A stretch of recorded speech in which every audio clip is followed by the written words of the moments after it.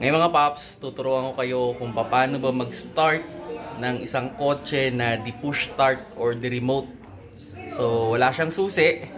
Okay, so kailangan siyang i-remote sa pagbubukas. So yan naman, meron siyang open and close. Pero yun, ang ituturo ko sa inyo is paano siya mag-start. So make sure lang na pag mag-i-start tayo ng mga di push start na kotse, nasa loob yung susi. Okay? Kumbaga, nadidetect nung sasakyan na nandito siya sa loob. So, pwede natin ilagay yan dyan. Okay.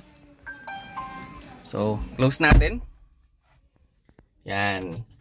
So, pag magpapastart tayo ng isang di-push start. Okay. So, yan o. Push start yan. Siguraduhin na natin na nasa park yan. Okay. Then, kailangan, pag i-start natin yung di-push start, aapakan natin yung preno. Okay? So, demo ko sa inyo. So, apakan natin yung preno. Okay?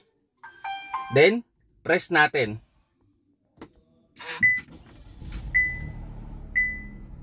Oh, ayun. Start na. Pwede natin bitawan. Oh. Ganun lang kasimple yung pagpapastart ng isang kotse na di-push start. Wala naman masyadong complication. Kailangan mo lang apakan yung preno. Pero ito, sige, papatayin ko naman Papatayin ko muna. Then ipapakita ko sa inyo pag hindi nyo inapakan yung preno. So, off ko muna. Okay? Okay? Ngayon, hindi ako aapak ng preno.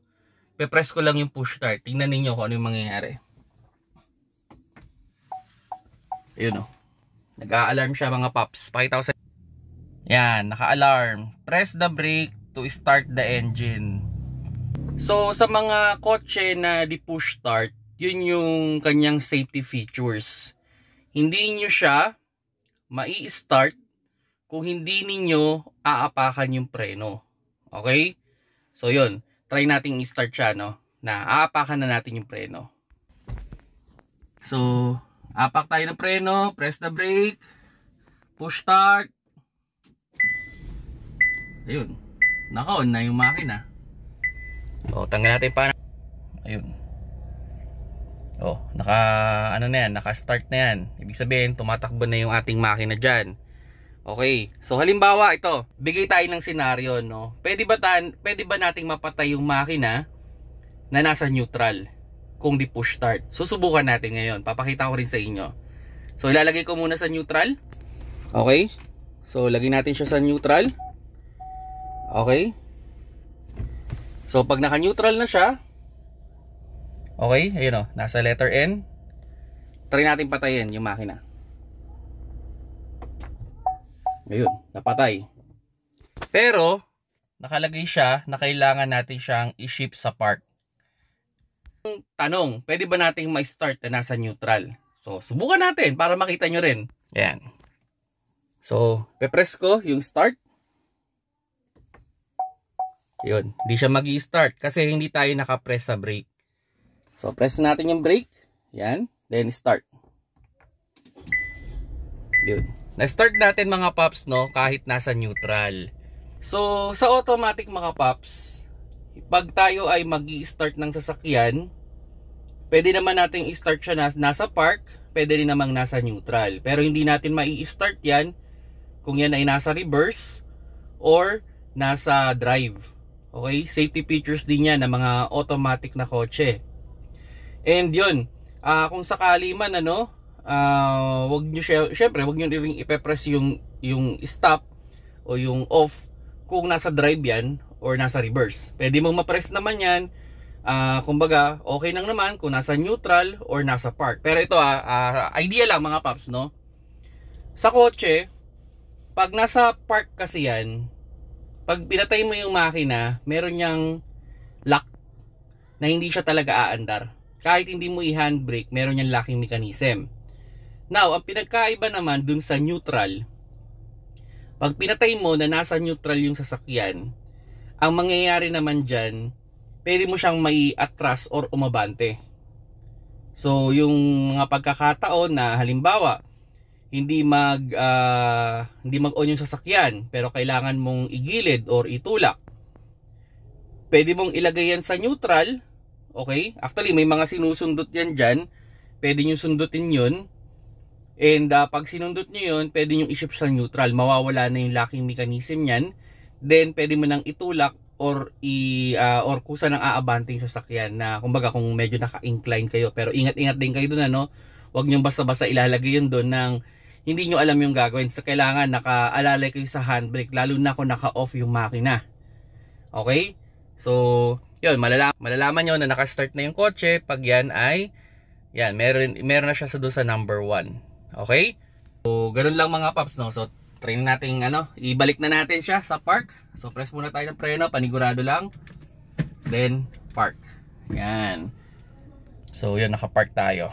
Okay? So, patay na natin yung makina. Yun. Ito lang mga paps, reminders ko lang, pag kayo ay bababa ng sasakyan, paulit naman ito nire-remind ko, pag kayo ay bababa ng sasakyan, make sure lang na nasa park yung inyong shifter. Okay?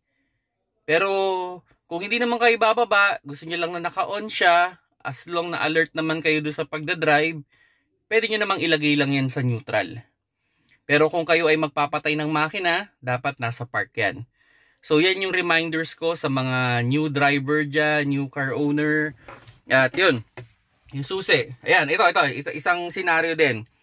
Halimbawa, pwedeng nalulobat kasi to. Through time, mauubusan siya ng battery or hihina yung battery. Kung ayaw mag-start, pwede mo siyang idikit mismo dun sa dun sa susian.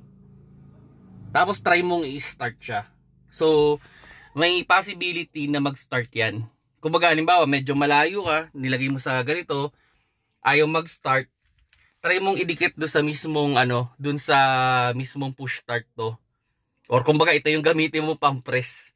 And there's a possibility rin naman na mag-i-start yung inyong automatic na kotse na di push start. So, dapat ito, laging nasa loob ng kotse, kasi pag wala ito sa loob ng kotse, madidetect nung inyong sensor na wala siya sa loob, so hindi rin kayo papayagang mag-start.